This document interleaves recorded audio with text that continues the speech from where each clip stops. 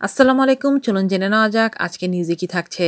নির্বাচকদের SMS, তাসকিনের বিরুদ্ধে গুরুতর অভিযোগ। চলুন জেনে নেই বিস্তারিত নিউজ থেকে। হঠাৎ ইনজুরিতে বাংলাদেশের বিশ্বকাপ দলে জায়গা পায়নি পেসার তাসকিন আহমেদ। তার জায়গায় আবু জায়েদ রাহিকেই যোগ্য ভেবে 15 সদস্যের বিশ্বকাপ স্কোয়াড ঘোষণা করে নির্বাচকরা। মঙ্গলবার 16 এপ্রিল দল ঘোষণার পর তাৎক্ষণিক প্রতিক্রিয়া জানাতে গিয়ে কান্নায় ভেঙে পড়েন তাসকিন। তার সে কান্নার ভিডিও মুহূর্তেই ভাইরাল হয়ে পড়ে সোশ্যাল মিডিয়ায়।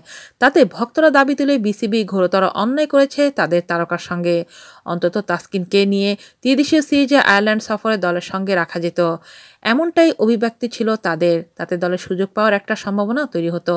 তবে আজ ভেতরের যে খবর জানা গেল সেটা খুবই ভয়ঙ্কর।